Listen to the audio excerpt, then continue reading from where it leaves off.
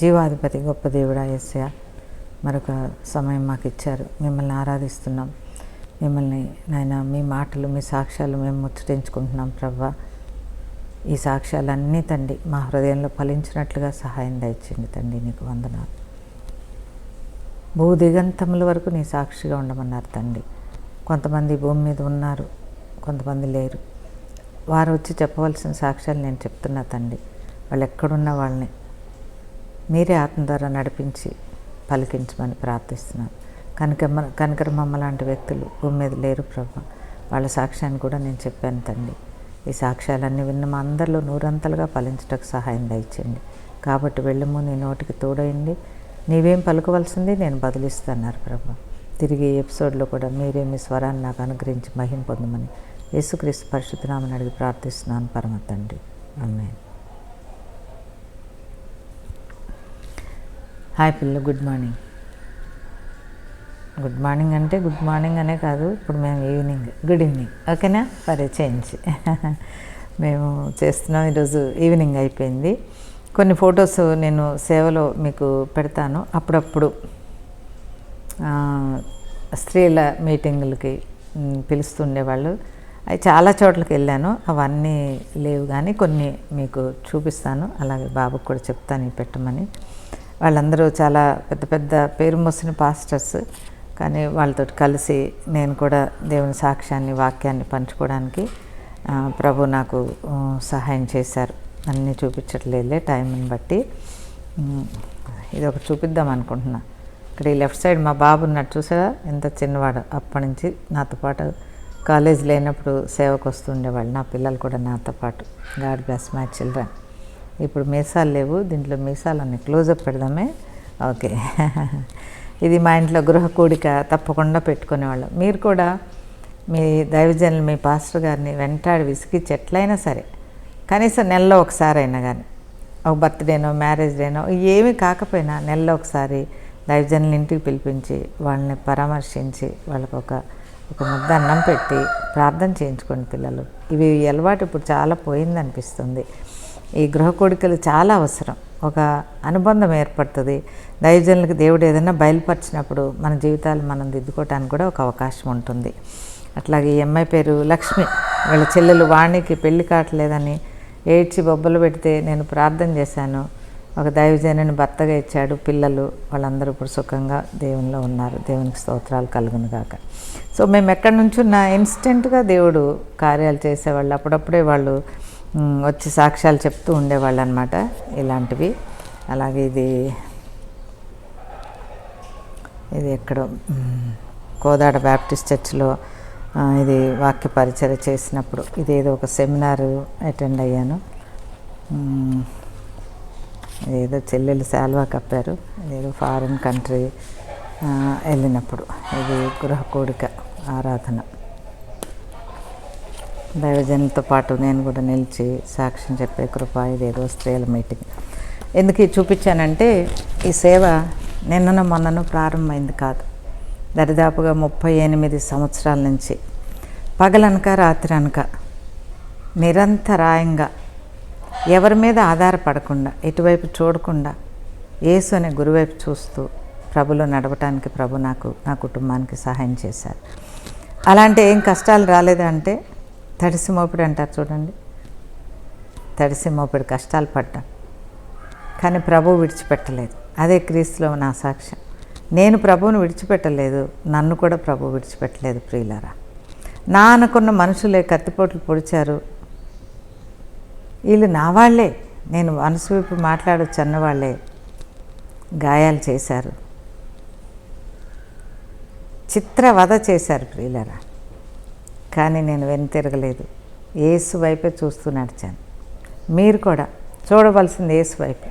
ఏ మనిషి వైపు చూసినా, ఒకవేళ సంఘం ఏదో చేస్తుందన్నా నువ్వు నిరుత్సాహపడటానికి అవకాశం ఉందేమో, కానీ నువ్వు యేసు వైపు చూస్తే చివరి దాకా దేవుడు నీకు తోడుగా వస్తాడు. ఎవరన్నా ఒక మంచి సంఘంలో మీరు ఉన్నారా? మంచిదే. ఒక్కొక్కసారి దైవజనులు ఆశపడి మనం వెళ్తాం. మనకు సరిపడా ఆహారం వాళ్ళ ద్వారా మనకి వాక్కు రాకపోవచ్చు. నిరుత్సాహపడిన అవసరం లేదు. యేసు వైపు నువ్వు చూడు. యేసు వైపు చూసి మనందరం నడిచిపోదాం, సాగిపోదాం. ఒకవేళ ఇక్కడ కాకపోయినా పరలోకంలో మనందరం కలుసుకొని ఆ యేసులో మనందరం ఆనందించవచ్చు. ఈ క్రీస్తులో నడక మనం పూర్తి చేయాలి. మన జీవితంలో జీవితంలో ఒక్కొక్క టార్గెట్ దేవుడు పెడతాడు. అందుకోసమే మనల్ని రక్షించింది. ఆ విషయం మనం చాలాసార్లు మర్చిపోతాం. ఇప్పుడు ఒక్కొక్కసారి క్రిస్టియానిటీ ఎలా ఉంటుందంటే, రోగాలు వస్తే బాగు చేసుకోవడానికి ఒక హాస్పిటల్ అన్నమాట. పెళ్ళిళ్ళు కావాలంటే ప్రార్థన చేసుకోవడానికి ఒక మ్యారేజ్ బ్యూరో అన్నమాట. ఒక దీవెని తీసుకొచ్చే ఒక సంస్థగా పెట్టుకున్నాం మనం. అలా కాదు ప్రియులారా. మన ఆత్మరక్షణ కాపాడుకుంటూ ఇంకా నశించిపోయే ఆత్మల్ని దేవుని వైపు తీసుకురావడం కోసం దేవుడు మనల్ని రక్షించాడు. అది మనం ఎప్పుడూ గుర్తుపెట్టుకోవాలి. పౌలు ఏం చెప్పాడు? నా పోరాటం నేను కరెక్ట్గా పోరాడాను. నాకు యేసయ్య ఏ పరుగు పెట్టాడో, ఎన్ని అడుగులు పరిగెత్తమన్నాడు, అవన్నీ నా పరుగు నేను పూర్తి చేశాను. I have completed my race in Jesus అని చెప్పిన వ్యక్తి పౌలు. మనకు అదే ఆదర్శం. మనకి ఏ పరుగు ఎన్ని కిలోమీటర్లు దేవుడు పరిగెట్టమన్నాడు, ఏ పనులు ఆయన కలిగి చేయమన్నాడు, ఆ పని పూర్తి చేసామో లేదో ప్రభు తప్పకుండా మనల్ని అడుగుతారు. అందుకే బలా నమ్మకమైన నా దాసుడా అని ప్రభు ఎవరి విషయంలో అంటారు? పౌలు వలె మనకు అప్పగించమన్న బాధ్యతలు మనం కంప్లీట్ చేసినప్పుడే దేవుని చేత మనం శ్లాఘించబడతాం.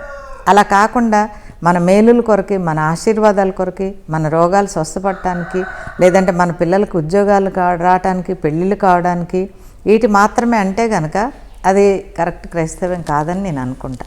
అలా మీరు పొందారు, మంచిదే. ఆ పొందిన మేలు ఇంకొకళ్ళకి చెప్పాలి. అసలు నీ జీవితంలో దేవుని చిత్తం ఏమై ఉందో అది తెలుసుకోవడం, అది చాలా చాలా మస్ట్, కంపల్సరీ. సో నా జీవితంలో నా దేవుని చిత్తం ఏంటో నేను తెలుసుకున్నాను.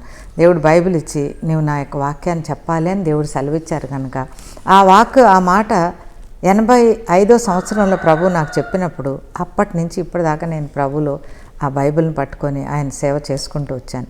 అన్లెస్ నేను చాలా టాలెంటెడ్ లేదండి. ఏ ఉద్యోగం చేసుకున్నా కూడా నేను డబ్బులు సంపాదించుకోగలను, కానీ అవి దుమ్ముతో సమానం. నాకు ప్రభు సేవ మనం చేయాలి. అలాగే మీలో కొంతమందిని దేవుడు సేవకు పిలిచి ఉండొచ్చు, అద్భుతాలు ఆశ్చర్యాలు చేయవారు అభిషేకం మీకు ఇచ్చి ఉండొచ్చు. వాటిని వదిలేసి మీరు ఎక్కడో కాని చోట కూర్చుంటే కనుక, దేవుడి చిత్తం లేని స్థలంలో మీరు కూర్చొని ఉంటే కనుక ఈ సాక్ష్యం మీతో మాట్లాడుతుందని అర్థం చేసుకోండి. కొంతమంది ఉన్నారు, దేవుడి చిత్తం లేని స్థలానికి వెళ్తారు, వెళ్ళి అక్కడ నేను దీవించబడలా ప్రభువా నన్ను దీవించవా అని ఏడుస్తుంటారు. అది కూడా తప్పే. కొంతమంది ఉంటే నువ్వు వెళ్ళినైనా నేను పలానా స్థలంలో నిన్ను వాడుకుంటానంటే వాళ్ళకి ఒక భయం, ఒక అవిశ్వాసం. అయ్యో నేను భార్య బిడ్డలు కలిగిన వాడిని, ఆ ఊరు చూస్తే చిన్న ఊరు, అక్కడ నాకు సౌకర్యాలు ఉంటాయా ఉండవా, ఇలా ఆలోచిస్తారు. అలాగో ఆలోచిస్తారు, ఇలాగో ఆలోచిస్తారు. కానీ నువ్వు ఆలోచించవలసింది యేసు యొక్క స్వరాన్ని, నువ్వు పరిగణలోకి తీసుకోవాల్సింది, గౌరవించవలసింది యేసు యొక్క స్వరాన్ని. ప్రభు యేసు నీతో మాట్లాడి ఉంటే కనుక నువ్వు ఒక్క సెకండ్ కూడా వేస్ట్ చేయకుండా ఆయన పనిని నువ్వు చేయటానికి ముందుకు సాగిపోవాలి. మరి ఇప్పుడు ఇన్ని సాక్ష్యాలు, ఇంతమంది రక్షణ కార్యాలు మీరు చూశారు కదా. మరి వాళ్ళందరూ ఏమైపోయి ఉండేవాళ్ళు? నేను ఒకవేళ దేవుని స్వరం వినకుండా ఏదో ఉద్యోగం చేసుకుంటూ నా భర్త పిల్లల్ని చూసుకుంటూ నేను హాయిగా లోక సంబంధంగా ఉండిపోతే మరి వీళ్ళందరూ రక్షణ ఎలా? ఒకవేళ నేను కాదు ఇంకెవళ్ళన్నా రక్షించి ఉండేవాళ్ళేమో ఎవరి ద్వారా నాది వదిలేస్తే నేను దేవునికి ఏం సమాధానం నేను చెప్పగలుగుతాను చెప్పండి? అలాంటి పరిస్థితిలో మనం ఎవరూ కూడా ఉండకూడదు. మీరు మిస్ కాకుండా ఈ ఫోటోలన్నీ ఒక సెకండ్ అయినా నేను పెట్టమని బాబుకి చెప్తానులే. అయితే ఇంకొన్ని సాక్ష్యాలు ఇక్కడ నించున్న మనిషిలో ఒకళ్ళు మనిషి కట్ అయిపోయినప్పుడు ఇన్ని కెమెరాలు లేవు కదా, పిల్లలు ఏదో తీసుకునేవాళ్ళం. ఈ పక్కన ఉన్న ఇతని పేరు శంకర్. అతను ఇప్పుడు LICలో చేస్తున్నాడు. అతని విషయంలో కూడా దేవుడు ఎన్నో అద్భుతాలు చేశాడు, ఎన్నో అద్భుతాలు.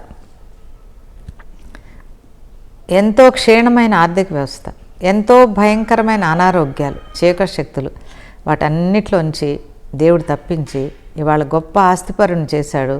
కుమారుని ఇచ్చాడు. ఒక చర్చిలో వాళ్ళు సభ్యులుగా వేరే చర్చిలో ఉన్నారు. కానీ ఆ సాక్ష్యం చెప్పదలుచుకోలేదు నేను. ఒకసారి సార్ అడిగారు, వచ్చి నువ్వు సాక్ష్యం చెప్పు అని. ఇంకొకసారి అడిగి చూస్తా. అతను చెప్పడమే కరెక్ట్ అది, ఎందుకంటే కొన్ని విషయాలు వాళ్ళు చెప్పడమే రైట్.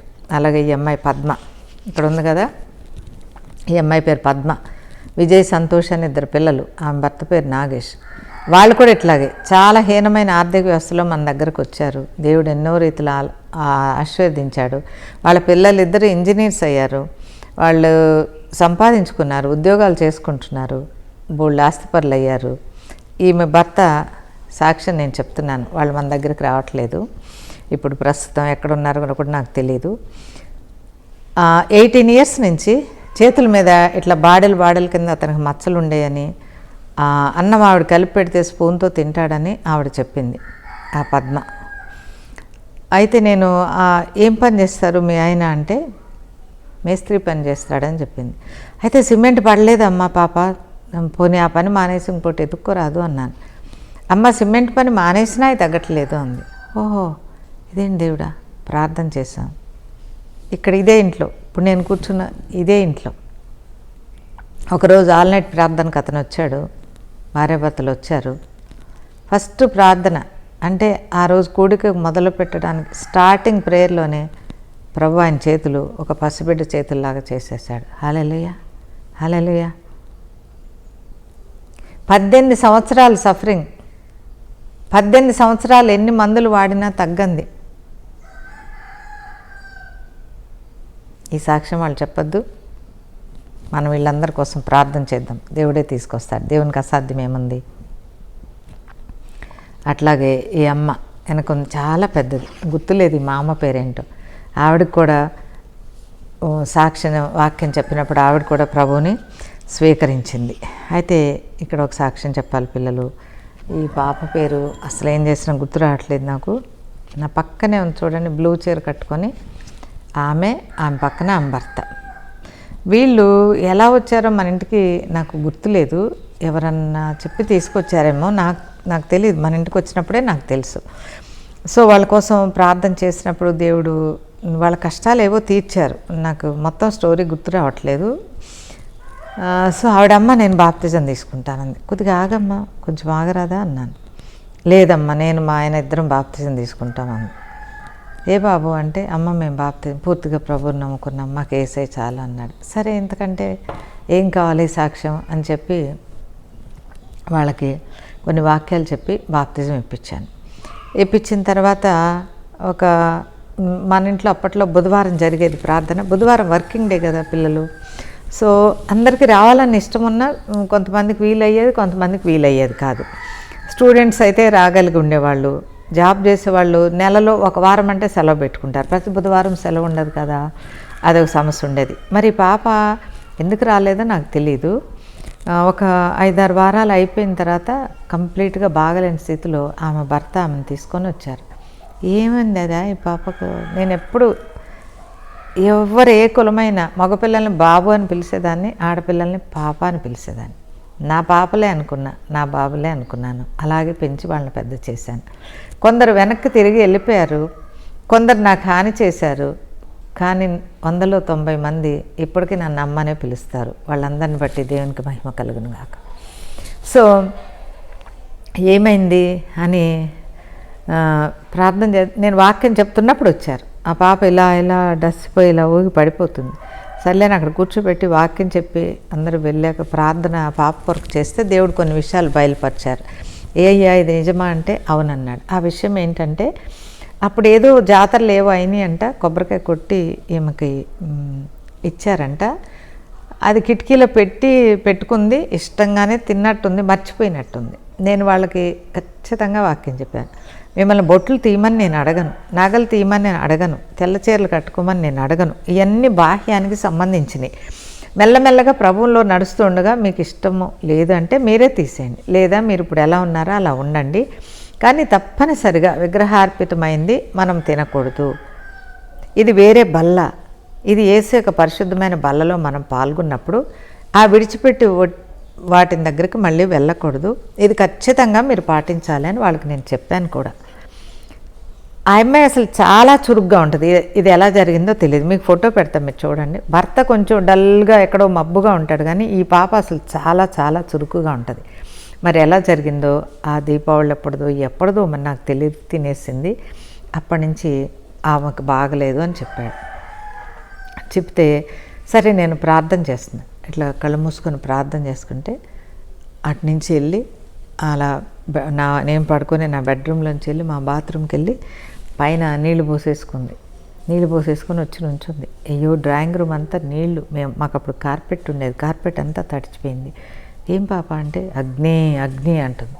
నేను ప్రార్థన చేస్తుంటే ఆమెకు అగ్నిలాగా ఉందంట, తట్టుకోలేకపోయింది. సరే తీసుకెళ్లారు. నేను చెప్పాను ఇంకా 2-3 సార్లు తీసుకురా నాన్న, చాలా బాగాలేదు ఈ పాప పరిస్థితి అన్నాను. మళ్ళీ వాళ్ళు ఎప్పుడూ రాలేదు ప్రియులారా. వాళ్ళ ఇల్లు ఎక్కడో నాకు తెలియదు. నేను అదే చెప్తున్నాను, ఎవరి ద్వారా వచ్చారో తెలియదు. నాకు ఏ ఇల్లు అయినా సరే బాగాలేదంటే నేను దేవుడిని అడిగి నడిపిస్తే వెళ్ళిపోయేదాన్ని తప్పకుండా. ఇక వాళ్ళు ఏమైపోయారో తెలియదు. చాలా సంవత్సరాల తర్వాత అమ్మ ప్రభువును విడిచిపెట్టింది, ఇట్లా ఇలా సిగాలు ఊగుతూ అందరికీ ఇవి చెప్తుందమ్మ అని చెప్పారు. నాకు చాలా దుఃఖం అనిపించింది. ప్రభువులో ప్రియమైన పిల్లలారా, నూతనముగా వచ్చే పిల్లలు, ఎక్కువగా వాక్యాలు లోతుగా తెలుసుకోకుండా ఎక్కడో వాక్యం విని ప్రభువుని వెంబడిస్తూ చేసే పిల్లలు జాగ్రత్త. ఈ పొరపాట్లు చేయకండి ఎప్పుడు. ఉంటే అటో ఉంటే ఇటో, ఎటో ఒకవైపే. నువ్వు క్రీస్తుని అంగీకరించి మళ్ళీ తిరిగి విడిచిపెట్టిన వాటి దగ్గరికి వెళ్ళకూడదని మీ తల్లిగా నేను మీకు తెలియచేస్తున్నా. ఈ సాక్ష్యం ఒకటి నాకు ఎప్పుడూ ఒక బాధగా గుర్తుగా మిగిలిపోయింది. సో జరుగుతూ ఉంటే అప్పుడప్పుడు మనం ఏం చేద్దాం, ఏమో నేను అనుకుంటా, మళ్ళీ ఎప్పుడో తిరిగి దేవుని దగ్గరికి వచ్చి ఉంటుందిలే, రావాలి ప్రభు అని నేను కోరుకుంటాను. ఇక్కడ పాస్టర్ గారి దగ్గర ఉన్న ఈ దంపతుల చేతిలో ఒక పాప ఉంది కదా, ఆ స్టోరీ చెప్తాను. వీళ్ళు నా దగ్గరికి చర్చిలోనే పరిచయం, వీళ్ళు ఎవరో నాకు తెలీదు. చర్చిలో పరిచయం అయ్యి, అక్క మాకు పిల్లలు లేరు ప్రార్థన చేయవా, పిల్లలు లేరు ప్రార్థన చేయవా అనేవాళ్ళు. చూస్తే దంపతులు ఇద్దరు చక్కగా ఉండేవాళ్ళు, ఆరోగ్యంగా ఉండేవాళ్ళు. ఏదో చిన్న పని, ఒక మేస్త్రి లాంటి పని చేస్తానమ్మా తప్పకుండా నువ్వు కూడా చేసుకో, నేను కూడా చేసేదాన్ని. చేస్తే వాళ్ళు నా ద్వారా కాదు, వాళ్ళే చర్చిలో బాప్తిజం తీసుకున్నారు. ఒకరోజు సడన్గా వచ్చి ఈ చేతిలో చూడండి పాప ఎంత ఉంది చూడండి, గుమ్మడికాయలే. ఆ పాపను తీసుకొచ్చి పాప కొరకు ప్రార్థన చేయమ్మా అంటే నాకు అర్థం కాలే. మీకు దేవుడిచ్చిన బిడ్డనమ్మా, మీరు ప్రసవయ్యారు, మీరు కన్న బిడ్డనా అంటే లేదక్క, ఎవరో కానీ చెత్తకుండి దగ్గర పడేశారు. పోనీ అలాగే పడేయలేదు కానీ మెడ ఒకసారి ఇట్లా తిప్పి పడేశారు, కొన ఊపిరితుంటే మేము తెచ్చుకున్నాము అని చెప్పింది. అయితే నేను అన్నా, అమ్మ మీ కన్న బిడ్డ కాదు, పెంచుకోవాలనుకున్నప్పుడు ఒక ఆరోగ్యంగా ఉన్న బిడ్డను తెచ్చుకోకపోయినారా? ఈ పాప మెడ నరాలు తల ఇట్లా కోడి మెడలాగా ఇట్లా సాగిపోయి ఇట్లా ఏలాడుతుంది పిల్లలు, మీరు నమ్ముతారా? ఇదేంటి పాప ఈ పాపను తెచ్చుకున్నావు? అయ్యో అసలు మెడలో చాలా ముఖ్యమైన నరాలు ఉంటాయి. మాది డాక్టర్స్ ఫ్యామిలీ కనుక నాకు తెలిసిన విషయాలు చెప్పాను. చాలా కష్టమేమమ్మా, ఎట్లా బ్రతుకుతుందా అంటే డాక్టర్ గారి దగ్గరికి తీసుకెళ్ళామక్క, వద్దని చెప్పారు, బతికినా మెదడు పనిచేయదని చెప్పారు. కానీ నాకు యేసు మీద విశ్వాసం అక్క, నువ్వు ఒక్క ప్రార్థన చేయవా అని అడిగింది.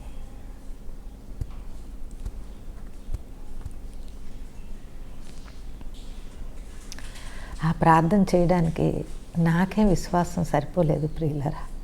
కానీ ఆ చెల్లి విశ్వాసం చూసారా? నేను పరిస్థితి వైపు చూస్తున్నా, మెడ నరాలన్నీ ఆ తల ఊగిపోతుంది కదా ప్రభువా, ఈ పాపకు నేను ఏమని ప్రార్థన చేయాలి తండ్రి అని నేను కన్నీరు కార్చి దేవుణ్ణి అడిగితే నేను స్వస్థపరుస్తానని దేవుడు సెలవిచ్చారు. అప్పుడు వెంటనే నేను ప్రార్థన చేసి గాడ్ బ్లెస్ యూ అమ్మ అని పంపించాను. అది మళ్ళీ వారానికి మెడంతా నిలవబెట్టి లావయ్యి, ఎంతో లావయ్యి, అసలు ఎంత బరువు వచ్చి బంతి అంటారు చూడండి, పిల్లలు లావుగా ఉంటే అలా బంతిలాగా తయారైంది. బహుశా పాపకు ఇప్పుడు 19-20 ఏళ్ళు వచ్చేసి ఉండొచ్చు. ఎంతో చక్కగా తల్లిదండ్రులు ఇవాళ చూడండి, ఎంతోమంది పిల్లలు ఉండగా ఎంతో కష్టపడి గర్భాలు తెచ్చుకొని ఆల్రెడీ పిల్లలు ఉన్నారుగా భూమి మీద, ఒక బిడ్డను పెంచి మనం పెద్ద చేసుకోకూడదా చెప్పండి? ఈ తల్లి విశ్వాసాన్ని దేవుడు కనపరిచి, ఈ చెల్లి ఎక్కడున్నా ఈ భార్య భర్తల్ని బిడ్డని ప్రభు కృపలో జ్ఞాపకం చేసుకొనుగాక. మీకేమనిపిస్తుంది ఈ మాటలన్నీ చెప్తుంటే? నాకు 30 సంవత్సరాల కన్నీరు జ్ఞాపకం వస్తుంది. 30 సంవత్సరాలు దేవునిలో చేసిన సేవ జ్ఞాపకం వస్తుంది. సంతోషంతో పాటు ఎన్నో కష్టాలు, కన్నీళ్ళు, నిందలు, అవమానాలు అవన్నీ జ్ఞాపకం వస్తున్నాయి పిల్లలారా. ఇది చేయటానికి నేను చాలా పడ్డాను.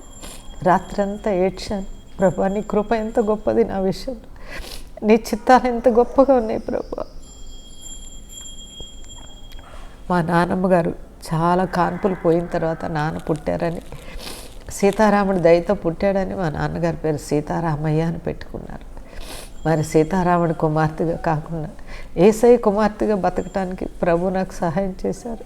నన్ను మాత్రమే దీవించడం కాకుండా నా ద్వారా నా తల్లిదండ్రుల్ని, మా మామగారిని, ఇంకా అనేక మంది ఆత్మీయ పిల్లల్ని ఇచ్చినటువంటి దేవాదేవుని రుణం నేను తీర్చుకోలేను. ప్రియులారా, మీరు ఎక్కడున్నా, ఒకవేళ మా సంఘానికి రాలేకపోయినా వేరే ప్రాంతంలో, వేరే దేశంలో ఉన్న ప్రభు కృపలో ప్రభు సాక్షులుగానే ఉండాలని నేను కోరుకుంటున్నా. ప్రభులోనే ఉండమని నేను కోరుకుంటున్నా. మీకు విజ్ఞాపన చేస్తున్నా. మనం మేలుల కోసమే కాదు, కానీ యేసయ్య ఆయన కృపలో మనం ఉండాలి. ఇంకా ఈ బాబు పేరు మనోహర్. చూడండి, ఇక్కడ కూడా నాకు నగలు లేవు. మా అమ్మగారు పుట్టుక క్రైస్తవులు నగలేసుకుంటే నువ్వెందుకు తీసేసావు అని కోపడేది. చూడండి, ఇక్కడెక్కడ నగలు ఉండవు ప్రియులారా. అప్పుడు నేను అట్లా సమర్పించుకొని దేవునిలో ఉండేదాన్ని. కానీ కొన్ని ఒత్తిడుల వల్ల నేను మళ్ళీ పెట్టుకోవాల్సిన పరిస్థితి. నాకు క్రీస్తు ముఖ్యం, యేసు నాతో ఉండటం నాకు ముఖ్యం, నేను యేసుతో ఉండటం నాకు ముఖ్యం. మిగతావన్నీ నాకు secondary. Primary thing is this: నా యేసయ్య నాతో ఉన్నాడా లేదా, నేను యేసుతో అడుగులు వేస్తున్నాను లేదా, ఇదే నేను ఆలోచించుకుంటూ బతికేశాను పిల్లలారా. సో ఇతని పేరు మనోహర్. ఈ బాబు నా దగ్గరకు వచ్చినప్పటికీ వీళ్ళ తమ్ముడు రమేష్ అని అతను వచ్చేవాడు నా దగ్గరకు. ఆ బాబు రమేష్ సాక్ష్యం చెప్తా అన్నాడు. సో ఈ మనోహర్ నా దగ్గరకు వచ్చేటప్పటికి అతను ట్రైన్ దిగుతూ ఉండగా ఆ ట్రైన్కి ప్లాట్ఫామ్కి మధ్యలో పడి ఈ పొట్ట భాగంలో తనకేదో ఇబ్బంది కలిగింది.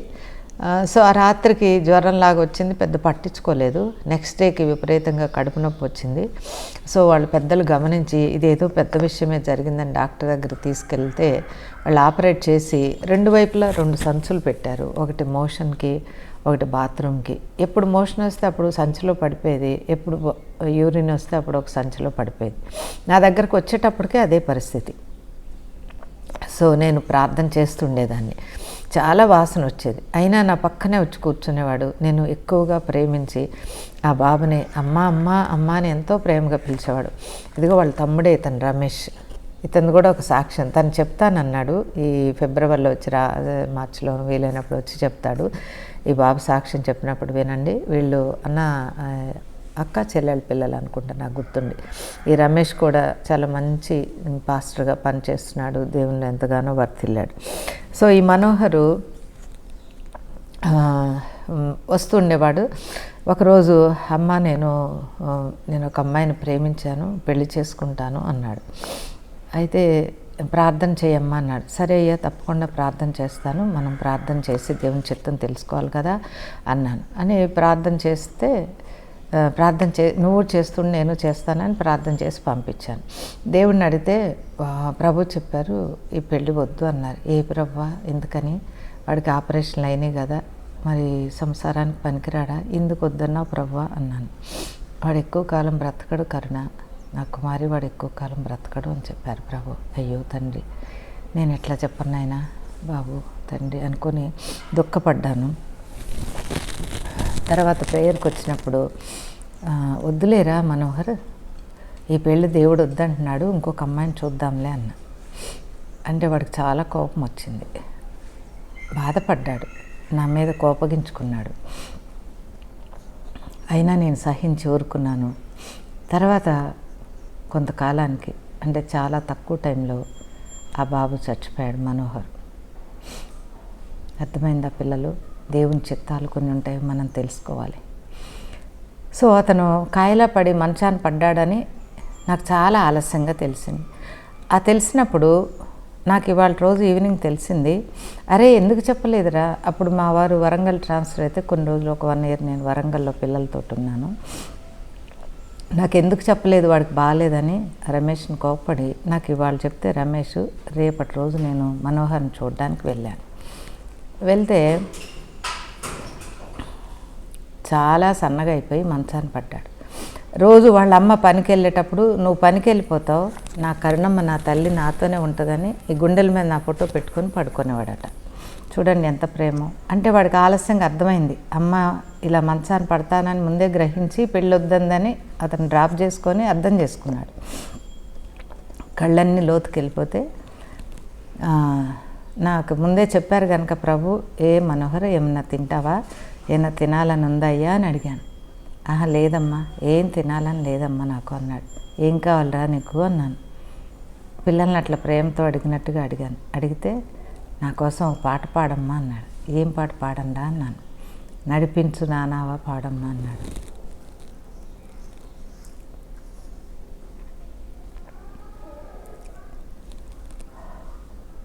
సో ఈ అమ్మాయిని ప్రేమించాడో ఇష్టపడ్డాడో, ఆ అమ్మాయి కూడా పక్కనే ఉంది.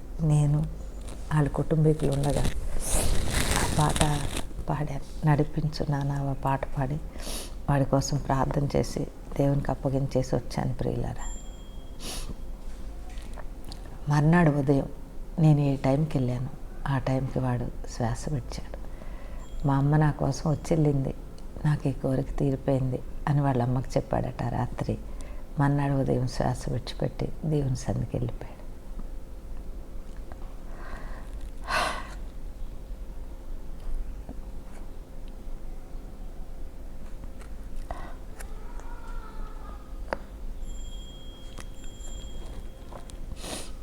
థర్టీ 35 years మనం చెప్పలేం. ఎవరి జీవితం ఎప్పుడు ముగిసిపోతుందో మనం చెప్పలేం ప్రియులారా. ఆ ముగిసిపోయేలోపు మనం దేవునితో కలిసి నడవాలి, దేవుని కలుపుకొని నడవాలి. ఒకసారి క్రీస్తుని అంగీకరించి నువ్వు ప్రక్కకు తొలగిపోయి నువ్వు ఇంకొక దోవలో నడవకూడదు. ప్రభుతోటి కలిసే మనం నడుపుతాం. మనోహర్ ఇక్కడ ఒకవేళ 30 సంవత్సరాలు బ్రతికుండొచ్చు. పరలోక రాజ్యంలో ఎక్కువ సంవత్సరాలు బ్రతుకుతాడు కదా, బ్రతికే ఉంటాడు కదా. We can see him.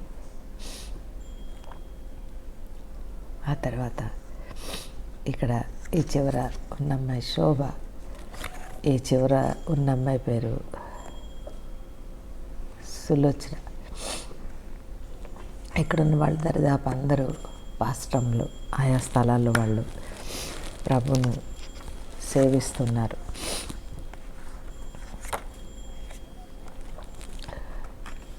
ఈ అమ్మాయి పేరు పద్మ. అయితే ఆ అమ్మాయి పేరుకు ఇంకొక మాట ముందు ఒకటి ఉంటుంది. ఏంటో చెప్పనా? యాసిడ్ పద్మ. ఈ అమ్మాయిని అందరూ యాసిడ్ పద్మ అని పిలుస్తారు. వీళ్ళు తమిళన్స్ అనుకుంటా. ఇందాక ఒక పద్మ గురించి చెప్పాను కదా, పద్మాలు ఎక్కువ మా సహవాసం. ఆ పద్మ ఈమెను తీసుకొని వచ్చింది. ఈమె ఎవరో నాకు తెలియదు. ఏంటది ప్రాబ్లం అంటే, ఈమెకు పెళ్ళయి భర్తతో ఏదో గొడవలు అయ్యి నేను చచ్చిపోతాను అని చెప్పి ఈ బాత్రూములు కడిగే యాసిడ్ తాగేసింది. అయితే ఎవరో చూసి ఆమెని హాస్పిటల్కి తీసుకెళ్ళారు, ట్రీట్మెంట్ చేశారు. ఆవిడ బ్రతికింది, కానీ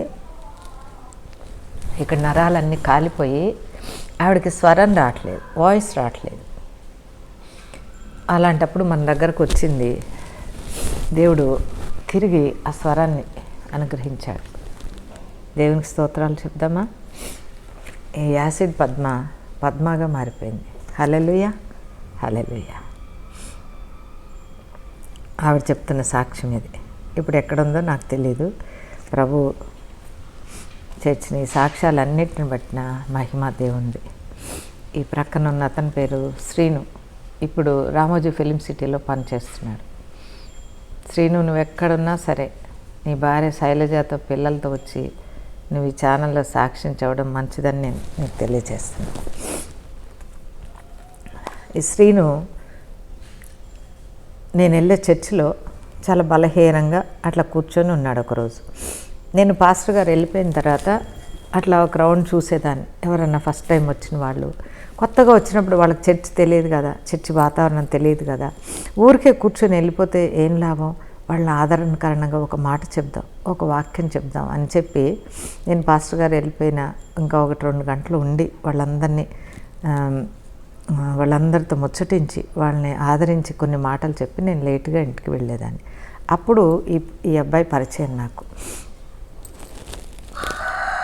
అయితే ఏంటి బాబు నీ పరిస్థితి అంటే చెప్పాడు. నేను చెప్పకూడదు కదా, అందుకని చెప్పను, అతని అనారోగ్య విషయాలు నేను చెప్పను.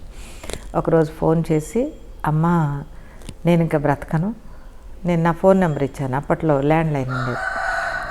నువ్వు ఎప్పుడైనా రా అమ్మ ఇంటికి రాని ఫోన్ నెంబర్ ఇస్తే ఒకరోజు ఫోన్ చేసి, అమ్మ నేను ఇంకా అప్పుడు 6 ఆ టైం అయ్యి ఉంటుంది, అమ్మ నేను ఇంకా బ్రతకను, రేపటిదాకా నేను ఉండనమ్మా, సో ఒక్కసారి మీతో మాట్లాడాలనిపించింది, మీ మాటలు నాకు చాలా ఆదరణ కలిగినాయి, మీరు సంఘంలో నాకు చెప్పినవి, ఒక్కసారి మీతో మాట్లాడాలనిపించిందమ్మా. నేను కప్పలాగా చేతి మీద కాళ్ళ మీద పాకుకుంటూ ఈ అప్పుడేవో ఉండే పిల్లలు వాటిని ఏమంటారు, రోడ్డు మీద అక్కడక్కడ హ్యాండిక్యాప్డ్ పీపుల్కి లేదా మంచి వాళ్ళకైనా ఈ ఫోన్స్ చిన్నది బాక్స్ పెట్టుకొని ఫోన్ ఉండేది కదా, ఒక 1 రూపీ వేస్తే మన మాట్లాడనిచ్చేవాళ్ళు కదా, ఆ డబ్బా దగ్గరకు వచ్చి, ఆ ఫోన్ డబ్బా దగ్గరకు వచ్చి నేను ఫోన్ చేస్తున్నామ్మా అని చెప్పాను. అయితే ఆ రోజు ఆ నెక్స్ట్ డే మన ఇంట్లో ప్రార్థన ఉంది. సో నేను చెప్పాను, శ్రీను నువ్వు అట్లా అనద్దయ్యా, చచ్చిపోతానా అనద్దు, ఆ మాట వదిలేసి రేపు నువ్వు ఎట్లయినా సరే మన ఇంటికి రా, రేపు మన ఇంట్లో ప్రార్థన ఉంది, నువ్వు రాలేకపోతే ఆటో వేసుకొని వచ్చేసి, ఆ ఆటో డబ్బులు నేను ఇస్తానా, నువ్వైతే ప్రార్థనకు రా అని చెప్పాను. ఆ ప్రార్థనకు వచ్చాడు. అతి ఆశ్చర్యంగా ఆ రోజు దేవుడు ఆ బిడ్డకు స్వస్థపరిచాడు. హల్లెలూయా, దేవునికి మహిమ కలుగును గాక.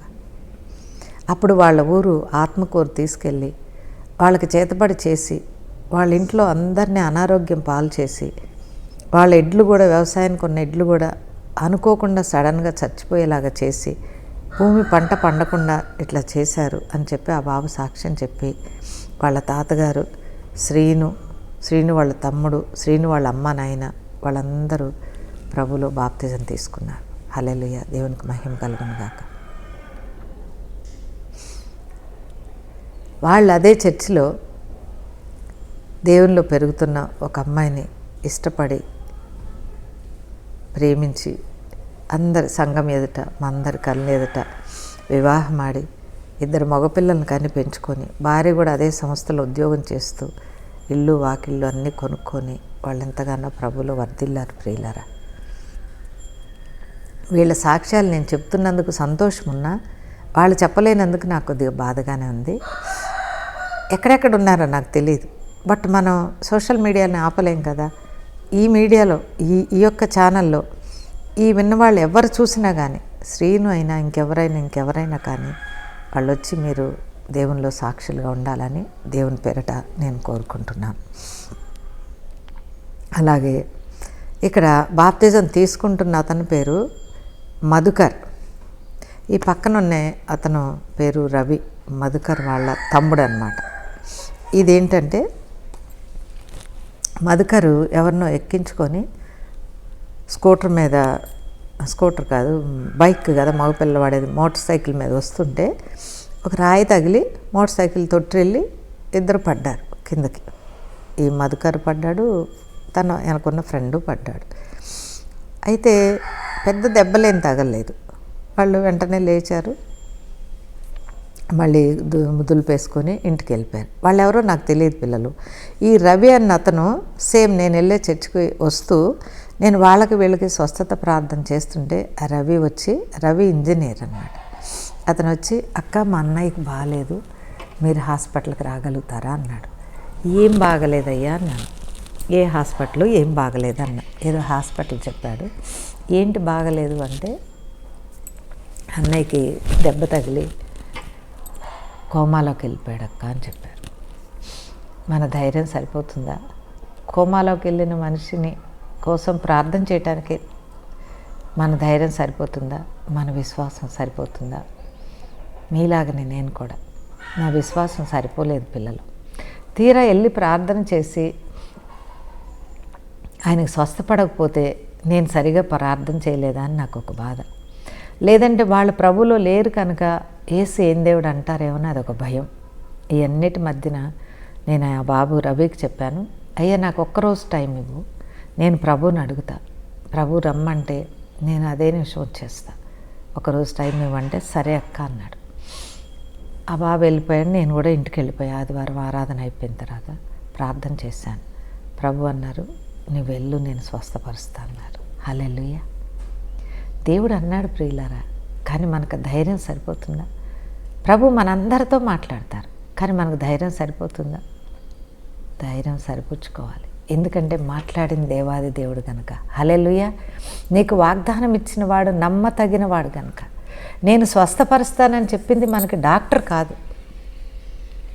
మన అన్నయ్య, మన తమ్ముడు, మన పొరుగు వాళ్ళు, ఇరుగు వాళ్ళు కాదు.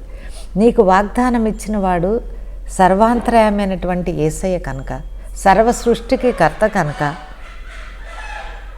ఆయన పరలోక వైద్యుడు కనుక, ఈ మట్టి శరీరంలో, ఈ కుండలో ఎక్కడ ఏది పగుళ్ళున్నా, ఎక్కడ ఏది ఒట్టి మోత మోగినా దాన్ని సవరించగలిగిన వాడు, దాన్ని తయారు చేసిన వాడైన యేసుక్రీస్తు మాత్రమే కనుక,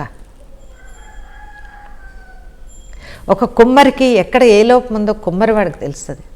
నేను 50 రూపాయలు పెట్టి ఒక కుండ తెచ్చుకుంటా, దానిలో లోపం నాకు తెలియదు, కానీ ఎవరికి తెలుస్తుంది? అది తయారు చేసిన కుమ్మరి వెంటనే పట్టుకుంటాడు. ఇలా ఇలా కొట్టంగానే అమ్మ ఇది ఓటిదమ్మా, ఇది కాదని కోటిస్తాడు. అలాగే ఈ కుండలో ఏ లోపం ఎక్కడుందో తెలిసేది పరమ కుమ్మరి యేసుకి గనక.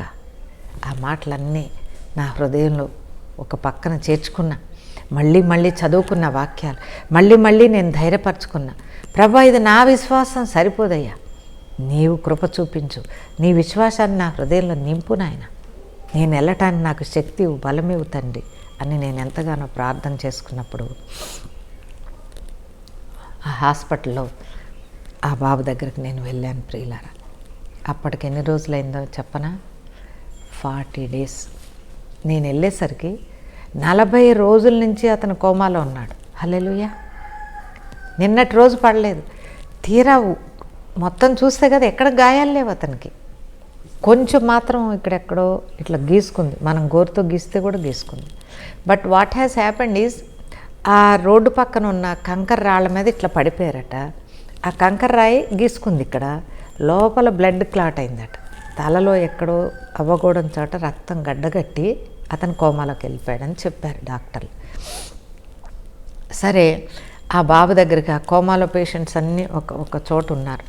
వాళ్ళ దగ్గరికి వెళ్ళే ముందు ఆ మధుకర్ వాళ్ళ తల్లి, అతని భార్య ఒడిలో ఒక 6 నెలల బాబు, చంద్రుడు అసలు బాగుండడేమో, ఆ బాబు అంతా చక్కగా ఉన్నాడు. వాళ్ళని దాటుకుంటూ వస్తూ నేను ఏడ్చాను. ప్రభా, మధుకర్ ఏమన్నా పాపం చేశాడని శిక్షించామేమో నాకు తెలియదు నాయన. ఈ పసిబిడ్డ, చంద్రుడు లాంటి 6 నెలల పసిబిడ్డ ఏం చేయలేదు కదా నాయన. ఆ బిడ్డకి తండ్రి నీవా ప్రభా. దుఃఖపడుతున్న ఆ తల్లికి ఆ కుమారుని వెనక్కి ఇచ్చేయి ప్రభా అని దుఃఖంతో ప్రార్థన చేసుకుంటూ ఆ గదిలోనికి వెళ్ళాను ప్రియులారా. అంతా జుట్టంతా తీసేసి, బట్టలు లేకుండా ఏదో కొన్ని బట్టలు ఉంచి, అన్ని మిషన్లు బిగించి, అతని శరీరంలోంచి దరిదాపుగా కాఫీ పొడి కలర్లో, ఈ కలర్ ఏ కలర్ ఉంది, ఆల్మోస్ట్ ఇలాంటి కలర్లో సన్నగా చుక్క చుక్క నీళ్ళు వస్తున్నాయి. తండ్రి, నన్ను ఇక్కడ ఎందుకు తెచ్చావో నాకైతే అర్థం కావట్లేదు ప్రభా. ఇది కంప్లీట్ కంటామినేటెడ్ బాడీలోంచి వస్తున్నట్టుగా చుక్క పడుతున్నాయి ప్రభా. నేనేం చేయగలను తండ్రి అని ఆ బాబు కోసం. మరి హాస్పిటల్ ఎక్కువసేపు ఉండనీరు, త్వరగా చూసి వచ్చేయాలి. ఆ ఉన్న కొద్ది టైంలో ఆ బాబు చేతి మీద, తల మీద చేయబెట్టి ప్రార్థన చేసి, తండ్రి నీకు అప్పగిస్తున్నా ప్రభా, ఈ బిడ్డ తిరిగి లేచే వరకు నీవు ఇక్కడుండు నాయన, నేను వెళ్ళిపోతున్నా, నువ్వు ఇక్కడుండు ప్రభు అని ఆ బాబుని దేవునికి అప్పగించి వచ్చాను. నా జ్ఞాపకండి 11-12 మధ్య నేను ప్రార్థన ఉదయకాలం చేసి వచ్చాను. ఆ షిఫ్ట్ మారినటువంటి డాక్టర్ గారు మళ్ళీ వచ్చినప్పుడు ఆయన ఆశ్చర్యపడేంత కదలికలు ఈయన చూపించడం జరిగింది అని ఆయన అడిగారంట. ఏమన్నా మందు రాత్రి మార్చారా? ఏ డాక్టర్ గారు ఏం చూస్తున్నారు, సడన్గా ఈ చేంజ్ వచ్చింది ఏంటి అని అక్కడున్న నర్సుని అడిగినప్పుడు ఆవిడ చెప్పారట, ఒక అమ్మ వచ్చారు, ప్రార్థన చేశారు, అప్పటి నుంచి ఈయనలో చాలా మార్పు వచ్చిందండి, మేము ఆపలేకపోయాం, నాకు ఆకలిస్తుంది, అది పెట్టు ఇది పెట్టు అని మమ్మల్ని రాత్రి అంతా శోధించాడు, అందుకని మీకోసం వెయిట్ చేస్తున్నామని డాక్టర్ చెప్పినప్పుడు డాక్టర్ గారు ముందు కొద్దిగా నీళ్ళు ఇవ్వండి, ఒక అరటిపండు చిన్నది క్రష్ చేసి అరటిపండు ముక్క పెట్టమంటే ఆ పిల్లోడు ఆ గ్రీన్ అరటిపళ్ళు ఉంటాయి కదా, అవి చాలా పెద్దగా ఉంటాయి, ఆ అరటిపండు అంతా తినేసి ఇంకా ఆకలేస్తుందని ఇడ్లీ తినేసి తను చాలా శక్తివంతం కాళ్ళు చేతులు కదిపి లేచి కూర్చున్నాడు ప్రియులారా. హల్లెలూయా, దేవునికి స్తోత్రాలు కలుగును గాక. ఆ బాబు బాప్తిజం తీసుకున్నాడు. అమ్మా, నేను చనిపోయేవాడిని, నన్ను ముట్టి స్వస్థపరిచిన యేసు నాకు కావాలి. నా భార్య విధవరాలు అయిపోయింది, ఏ పాపం ఎరిగిన నా బిడ్డ తండ్రి లేనివాడు అయిపోయాడమ్మా. ఈ స్వస్థపరిచిన యేసు నాకు కావాలని ఈ బాబు తనే స్వయంగా వచ్చి బాప్తిజం తీసుకున్నాడు. యేసుకు వ్యతిరేకంగా మాట్లాడేవాళ్ళు. ఎందుకు ఇలాంటి సేవని మీరు ఆపాలని చూస్తున్నారు? మానవ సేవే మాధవ సేవ అని చెప్పాడే. దేవుడికి సేవ చేయటం అంటే మనిషికి కదా మనం చేయాలి, మనిషిలో ఉన్న దేవుని ఆత్మకు కదా మనం సహాయం చేయాలి. ప్రియులారా, ఈ సాక్ష్యం మనం ఏం ఆపగలం? ఈ ఫోటోలు ఇప్పుడైతే నేను సృష్టించలేదు కదా, ఇవి ఎన్నో సంవత్సరాల నాటివి.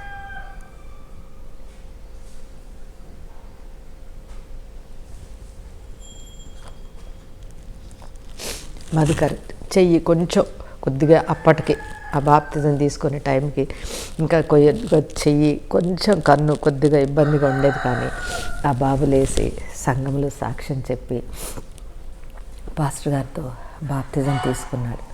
ఇలా ఎన్నో ఎన్నో సాక్ష్యాలు. అందుకే దేవునిలోకి వచ్చిన పిల్లలు దేవుని వైపే చూసి నడవండి. దేవుడు మనకిచ్చిన పరుగు మనము సంపూర్ణం చేద్దాం. పిలిచిన దేవుడు నమ్మదగినవాడు, ఎన్నడూ మనల్ని విడిచిపెట్టాడు.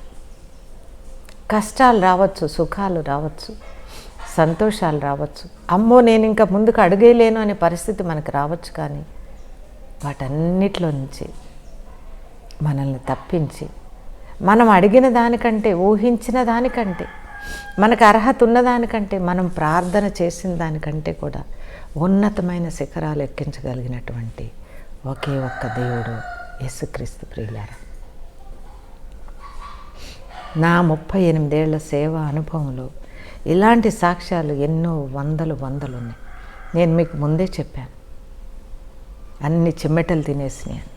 నా దగ్గర ఉన్న కొన్ని సాక్ష్యాలు, లక్కీలి అంటారు చూడండి, లక్కీలి, ఇవి కూడా మా పాప తన సెల్తో తీసిన ఫోటోల్లోంచి మేము తీసుకున్నాం కనుక ఎంత మాత్రమన్నా మా దగ్గర ఉండి ఈ సాక్ష్యాలు నేను చెప్పగలిగాను.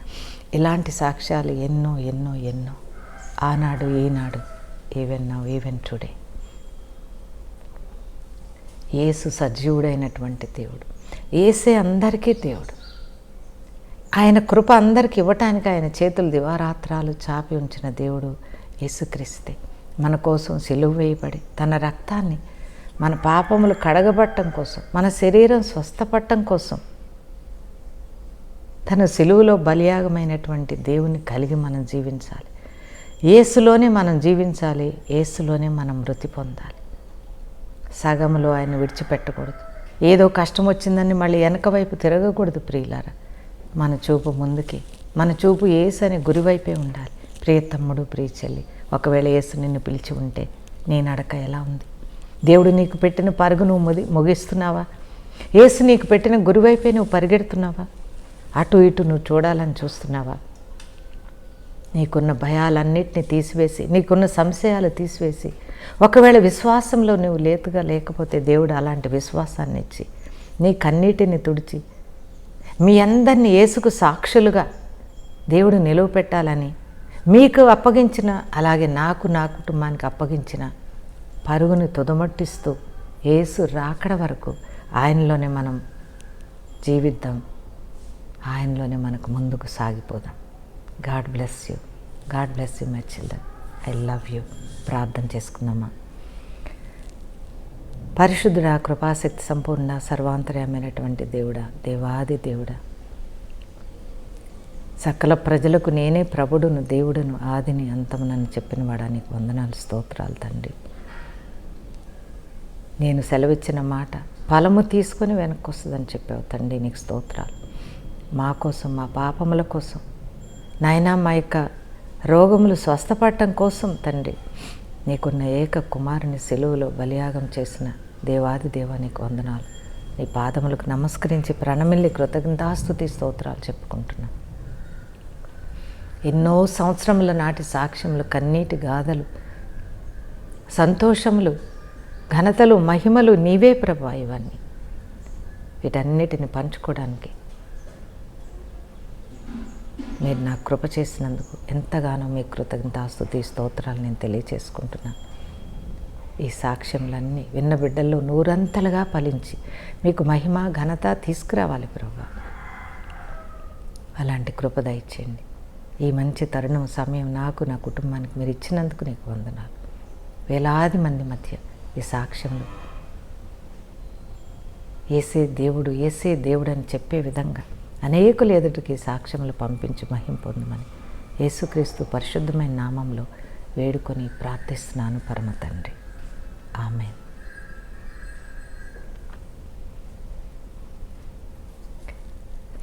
God bless you children. ఎన్ని చక్కటి సాక్ష్యాలు పంచుకోవడానికి ప్రభువు నాకు ఇచ్చిన తరుణాన్ని బట్టి దేవునికి మహిమ కలుగును గాక. ఇంకొకటి మర్చిపోయాను, అది చెప్పి ముగిస్తాను.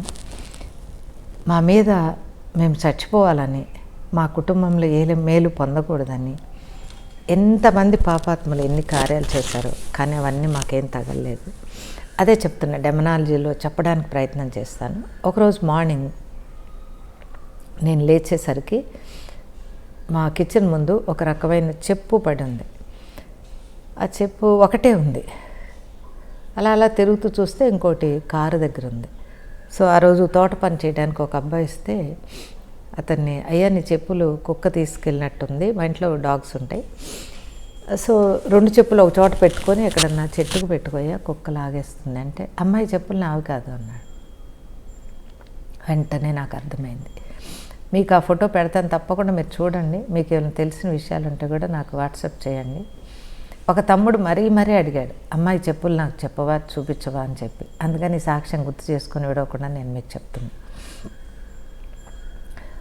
అంతకుముందు రోజు మా ఇంట్లో ప్రార్థన అయింది, ఆల్ నైట్ ప్రేయర్ చేసుకున్నాం. అయితే మా వారు, ఇది రాత్రి ప్రార్థనకు వచ్చిన వాళ్ళు ఎవరో మర్చిపోయినట్టున్నారు అని అన్నారు. మా వారు పిచ్చి మహారాజు అంటారు చూడండి, ఆ మహానుభావుడు అట్లా. నేను వెంటనే ఆత్మలో చూసి నేను ఒకటంటే, ఆయన లోకానుసారంగా నిన్న ప్రార్థనకు రాత్రికి వచ్చి నేనన్నా, వాళ్ళ బ్యాగో సెల్లో బైబిలో మర్చిపోయారంటే ఎవరన్నా సరే అనుకోవచ్చు, చెప్పులు ఎలా మర్చిపోతారయ్యా, కాళ్ళకు చెప్పులు వేసుకుంటేనే కదా బయటకు వెళ్తారు, మరి చెప్పులు వేసుకోకుండా ఎంత దూరం వెళ్తాం మనం, మాది తోట పొడుగ్గా ఉండి అప్పుడే నాలుగు గుర్తుకొస్తుంది కదా అంటే, లేదు ఈ సైజు పెద్దగా వేరేగా ఉందని. ఆ రోజు ప్రార్థనకు వచ్చిన వాళ్ళు ఎవరెవరి పెద్ద పాదాలు వాళ్ళందరూ ఫోన్ చేశారు మా వారు. వాళ్ళందరూ లేదు అంకుల్, లేదు మాయ కాదు, మేము తెచ్చుకున్నాము అని చెప్పారు. ఊరుకోవచ్చా. మళ్ళీ అంత ముందు రోజు మన ఎలక్ట్రీషియన్ వచ్చాడు ఏదో పని చేయడానికి, అతనికి ఫోన్ చేశారు. ఇలా ఫోన్ చేసి ఎవరన్నా చెప్పులు మర్చిపోతారా చెప్పండి. అలా అందరికి ఫోన్ చేసినాక, లేదండి అరుణ్, నాకు దేవుడు ఇలా తెలియచేశారయ్యా, నేను ప్రార్థన చేస్తా ఉండు అని చెప్పి దేవుణ్ణి అడిగి, వాటిని దేవుడు ఎవరు పంపించారు, ఎందుకు పంపించారు అవన్నీ నాకు తెలియచేసిన తర్వాత అవి బయటపడేసి మేము కాల్ చేయటం జరిగింది పిల్లలు. ఎందుకంటే మంత్రశక్తులు రకరకాలుగా ఉంటాయి, రకరకాల పద్ధతుల్లో చేస్తారు, రకరకాల మనుషులు చేస్తారు. ఫర్ ఎగ్జాంపుల్ మీకు చెప్పాలంటే 1000 రకాలు ఉన్నాయనుకో, వీటన్ని కాల్చడానికి ఏసు అనే ఒక అగ్నిశక్తి చాలు. హల్లెలూయా. వాళ్ళు 1000 శతకోటి పద్ధతులు వాడతారు, ఇది వాడి తగలపోతే ఇంకోటి వాడిపోతే ఇంకొకటి, కానీ ఏసు అనే ఒక అగ్ని వీటన్నిటిని కాల్చివేయగలదు. అలాంటి పరిస్థితుల్లో ఉన్న మూర్ఖులు ఎవరన్నా ఉంటే వాళ్ళు కూడా మీరు తెలుసుకొని, మీరు కూడా యేసుకు మీ జీవితాన్ని సమర్పించుకొని మీ పాపాలు ఒప్పుకోవాలని కోరుకుంటున్నాను. ఇలాంటి మంత్రశక్తులతో ఎవరైనా శోధించబడుతుంటే కనుక, ప్రియ చెల్లి తమ్ముడు, నీవు భయపడవలసిన అవసరం లేదు. మోకరించు, వీలైతే కుటుంబముగా మోకరించు. ఒకవేళ మీ ఇంట్లో నువ్వు ఒక్కడివే రక్షణ పొందితే, నువ్వు ఒక్కడివైనా ప్రార్థన చేయి. ప్రతి మంత్రశక్తి యేసుని ముందు ఆల్రెడీ ఓడింపబడింది కనుక జయము నీదే, జయము నాదే. ప్రభు మనందరినీ దీవించును గాక. హల్లెలూయా. God bless you. ఆమేన్. Jesus loves you and saves you. Yesu నిన్ను ప్రేమిస్తున్నాడు, నిన్ను రక్షిస్తాడు.